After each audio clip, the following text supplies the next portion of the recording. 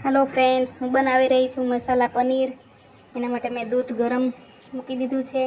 एमां 1 चमची जीरु, 1 चमची मरी powder, 1 चमची chilli flakes, 1 चमची लीला धाणा नाखीने आपणे एने बराबर हलावी लईशुं। तेमां थोडुं विनेगर एड करशुं।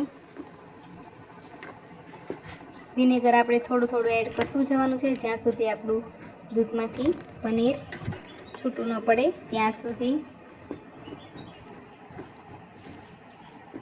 આપણે એને બરાબર હલાવતા રહીશું। આપણું પનીર હવે બનવા આવ્યું છે। ઓલમોસ્ટ પનીર બની ગયું છે। અમે કપડું લીધું છે જેને મેં ધોઈ નાખ્યું છે અને તેને આવી રીતના ગળણીમાં મૂકી દીધું છે। તેમાં આપણે પનીરને બરાબર ગાળી લઈશું। પનીરનું પાણી છે જે આપણે સબ્જીમાં યુઝ કરીશું। હવે આપણે પનીરને બરાબર અંદરથી પાણી બધું નિતારી લેવાનું છે અને તેને દોરી બાંધીને અડધો કલાક રેસ્ટ માટે ઉપર વજન રાખીને રહેવા દેવાનું છે। મેં પથ્થર ઉપર મૂક્યો છે, તમે કંઈ પણ વસ્તુ વજનવાળી વસ્તુ મૂકી શકો છો। આપણે એને 30 મિનિટ માટે રહેવા દઈશું।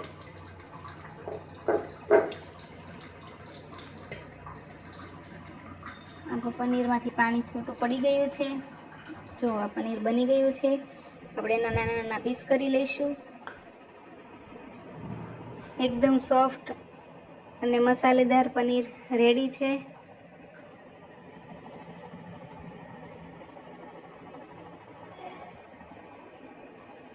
તમે રેડીમેડ પનીર પણ લઈ શકો છો। હવે આપણે એક બાઉલમાં પાણી મૂકશું। તેમાં કાંદા એડ કરીશું, એક મરચી એડ કરીશું, એક આદુનો ટુકડો એડ કરીશું, 10 થી 12 કાજુ એડ કરીશું।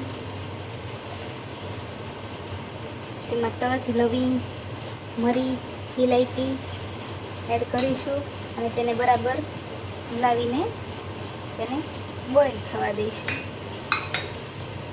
આપણે સબ્જી માટે આમાંથી વ્હાઈટ ગ્રેવી બનાવવાની છે, જેના માટે મેં આ બનાવ્યું છે। આપણે એક પેનમાં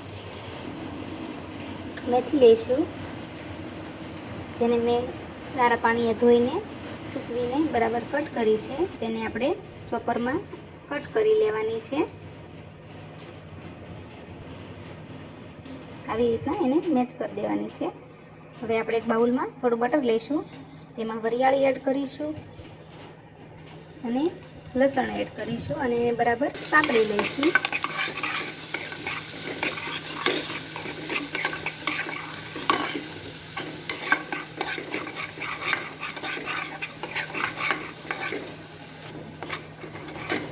સતરાઈ જાય ત્યાર પછી આપણે તેમાં લીલી મેથી ચોપ કરેલી છે એ એડ કરીશું અને તેને મિક્સ કરી દઈશું।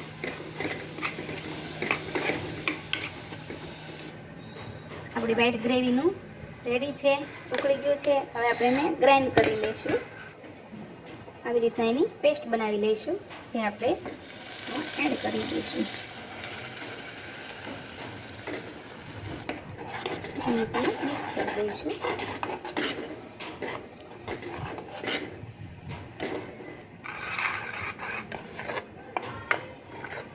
બરાબર તેને હલાવતા રહેવાનું છે જેથી કરી નીચે ચોંટે નહીં।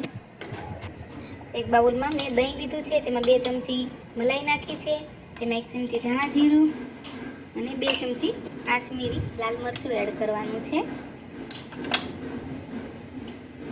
અને તેને બરાબર હલાવીને મિક્સ કરી દેવાનું છે। મિક્સ થઈ ગયું છે, આપણે એને સબ્જીમાં એડ કરી દેવાનું છે અને તેને બરાબર હલાવી લઈશું।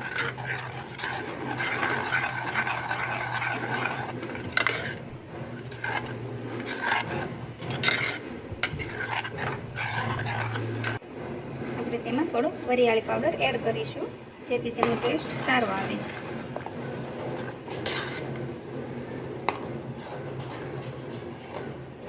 તેને બરાબર મિક્સ કરી દઈશું।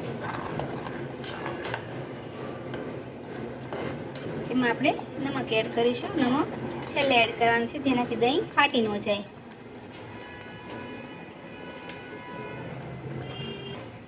સ્વાદ અનુસાર નમક નાખીને આપણે તેને હલાવી દઈશું. આપણું સબ્જી ગ્રેવી ઓલમોસ્ટ રેડી થઈ ગઈ છે. આપણે તેમાં પનીર એડ કરી દઈશું અને તેને બરાબર હલાવી લઈશું.